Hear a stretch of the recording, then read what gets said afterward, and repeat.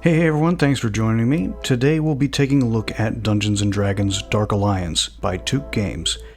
This hack and slash adventure was released on June 22nd, 2 weeks ago from the posting of this review. Unfortunately, it was also met very quickly with a barrage of negative reviews. Regardless, I'd been anticipating this one for a while and ignored the criticism as much as possible so that I could give it a fair, unbiased look and provide you with my honest and personal feedback. I also noticed that many of the first day reviewers seemed to be showing off gameplay from what looked like a pre-release version of the game, as there were definitely some visible differences in the first main release, which is what I'll be reviewing.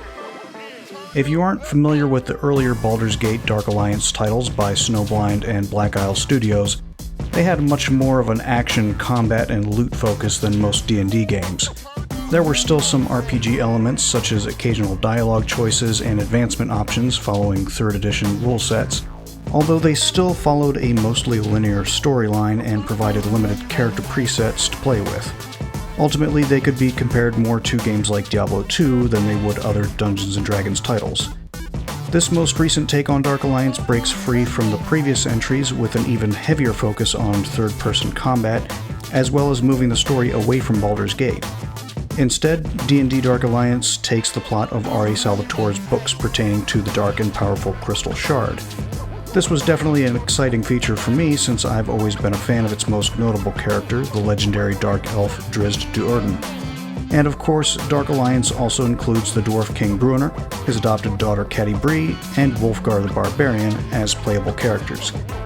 Although, if you're looking to immerse yourself into this story that spans numerous novels, you're definitely better off reading them directly since Dark Alliance takes many liberties to bring these characters into a shorter and more cohesive plot for the game. There are some references and appearances for different characters that may leave you scratching your head if you're not familiar, but again, it's not quite as important considering that it only loosely follows the books. You get a brief intro video to catch you up on the point in time that the game takes place, and each scenario provides a bit of relevant story dialogue from the selection screen. In summary, Crystal Shard exists, all the baddies want it, and it's up to you to stop them, which you can do solo or with online co-op.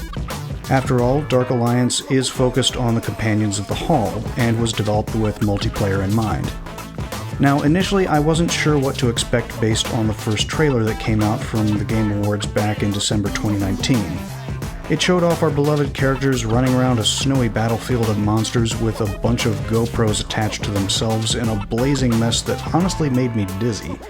I considered that this extreme sports-inspired presentation was just a way to mask what appeared to me as rather rushed and unpolished character graphics, which I can mostly forgive considering that the game was probably still in early development at the time.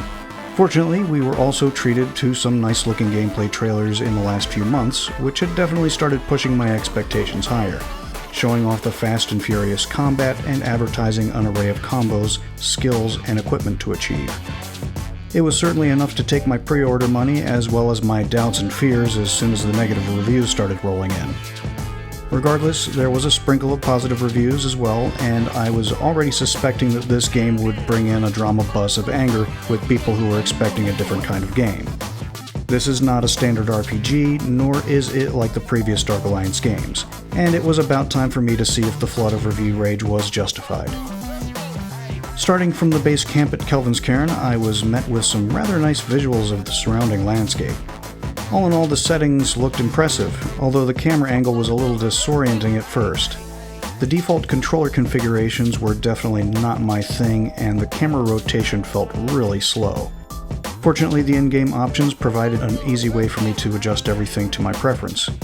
For the most part, the general controls were easy enough to understand, and I was off on my first solo mission without any major issues. I was greeted with a very pleasing opening cinematic, and then dropped into the goblin-infested dwarven mines. All of these acts are replayable with a variety of difficulty levels and rewards. You'll get recommendations based on your party's combat level. If playing online, the first person in your team of up to 3 others will be the team leader in charge of the mission selection. The area maps are pretty straightforward with occasional treasure detours and optional routes. Each one is sporadically littered with coins, gems, and collectible items, as well as treasure chests that provide extra gold, usable potions, and equipment loot. While it can actually feel a little tedious trying to hunt all of these items down, I do like the way that it works in multiplayer, with all players receiving any items that are picked up, even if not always in equal amounts.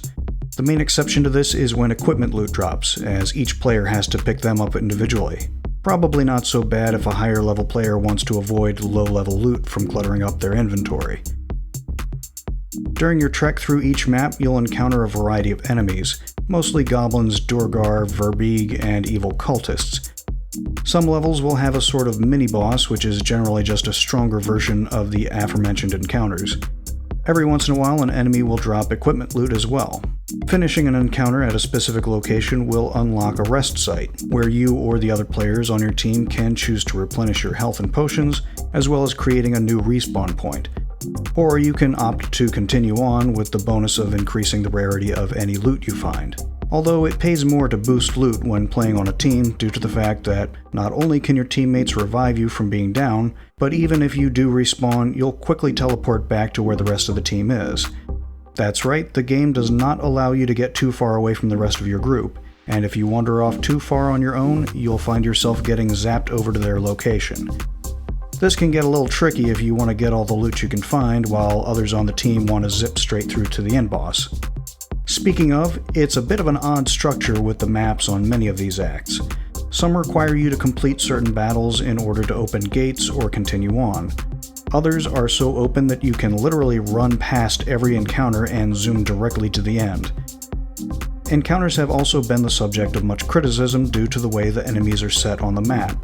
Most people noted how enemies just seem to ignore you if you're outside of their detection range, even if you continue firing long-range shots at them. You can sit on a platform above them and shoot them to death and they'll just do nothing. Although most ranged shots do get nerfed, especially at longer distances. While it received massive complaints about being a bad enemy AI design, it's certainly not the first game to have this mechanic. One game that comes to mind is Jedi Fallen Order, although in Fallen Order, the enemies will still take long-range shots at you and tend to have better defensive AI programming. The enemies in Dark Alliance mostly just attack and take hits. Certain shield-bearing enemies have to have their armor knocked down before you can do physical damage, and giving them time to situate themselves will allow them to raise that armor back up. But that's it. Enemies don't dodge or try to evade long-range attacks. So the core of the combat in Dark Alliance is to run combos, use special skills, parry, and dodge. Timing can be very important, which is one of the big hurts of the game since it often feels like the control inputs are delayed and combo animations can prevent you from dodging a big enemy strike. You can do special high damage assassination attacks that can be triggered when an enemy becomes exhausted and appears with a yellow outline. These can be very tricky considering any additional hit against them will cancel the window of opportunity, and team play tends to be very chaotic with everyone wailing on a single enemy. Drizzt alone hits with a flurry of speed that an assassination window can come and go within a split second. The combat in the game isn't completely terrible, and I've mostly enjoyed it to be honest, although it definitely needs a lot more polish, especially in terms of balance.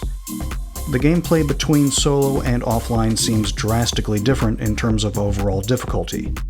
Harder difficulties make enemies more aggressive, hit harder, and are tougher to take down. Teammates can revive you if you get knocked down. As long as the entire team isn't taken out, it's a much better way to keep moving without having to backtrack from a respawn. Each member is simply designed to benefit the rest of the group in some way, and being able to clear the map on a higher difficulty means you reap greater rewards on completion. Although, you may find playing solo leaves you getting knocked out over and over and over and over and over and over and over and over and over again. But even if you end up respawning back at the beginning, all of the items you collected will still be with you and you can just sprint forward to wherever you were. Still, I found the recommended difficulties to be crushingly hard, with bosses easily taking me out in a single swing. If you end the mission early, you lose everything that you gained in that time. And if you play lower difficulties, your rewards will be weak. If you want a chance to see some nice cutscenes and take the time to explore the maps, I'd suggest keeping the difficulty minimal while you work your way through each act. If you get stuck, play a couple of quick online games and get yourself a good experience and equipment boost, then continue as you were. The end of each act brings you to a tally screen where you can see the loot and experience collected by each team member, and then you get dropped back at camp where you can check out your new equipment and upgrade your character with any bonus points you earned. Equipment is very Diablo-like and is generally limited to specific sets. Different items will have a somewhat random allocation of bonuses, as well as a specific type of bonus that unlocks as you equip more items in the same set. You also have different levels and rarities that determine the item's stats and the number of bonuses it comes with. Not only that, but you can visit the camp merchant to upgrade your weapons and armor even more by spending the gold and gems that you collected during your missions. Doing so will slightly improve the item's attack, defense, and other bonuses. The merchant also gives you an opportunity to unlock and upgrade usable items such as healing, resistance, and stamina potions. And of course, you can select some different preset skins for each item for about 50 gold, including the pre-order and deluxe skins that you had to spend extra real money on, yet still have to pay an extra 50 in-game gold to use on each weapon. Whatever, that's still a paltry amount of gold to spend once you start taking on a few good missions. While you're at base camp, you can also upgrade your base stats using attribute points that you've attained either leveling up or finding special statues hidden in each act. Just remember that those statues only work once, so they cannot be farmed by continuously replaying the same act. Spending these points is what allows you to increase your strength, dexterity, constitution, intelligence, wisdom, and charisma scores, making you a better, stronger, more capable fighter. You can also spend feat points to attain additional passive bonuses that vary depending on which character you play. In-game cash can be spent on unlocking additional moves, which can be added to your combo arsenal. All of these upgrades raise the overall combat score for you and your team, allowing you to take on greater challenges. Once you unlock all of the acts and abilities, it's just a matter of fight, upgrade, fight harder, upgrade more, rinse, repeat. It's not a terrible formula, but it also doesn't do much to keep the gameplay from feeling stale after a while. The most you can do to freshen things up is add a new character to your roster so that you can start over with a new build. Expansions are on the table, but at this point the developers definitely need to focus some time on the bugs and balance issues that are present in the game. And yes, there are lots of bugs and gameplay issues. There was one recent patch released this last weekend to address some of them, but there are still plenty more. Lock-on still feels very hit and miss. I've had the camera lock direction on me entirely. Items and ladders can be tricky to grab onto. Items and enemies sometimes disappear into the floors and walls. Environmental hazards like fires sometimes don't render. Multiplayer is still laggy, and there's still lots of other things like this happening.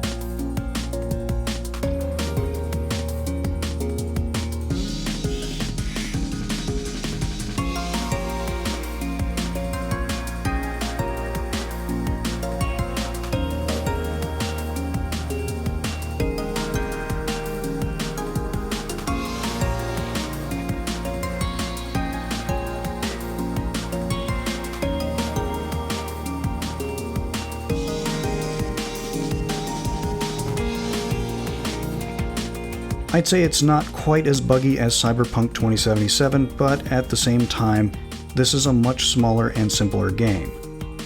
Hopefully the dev team is hard at work at fixing these issues, because while it's generally not game-breaking, it does heavily detract from the player experience.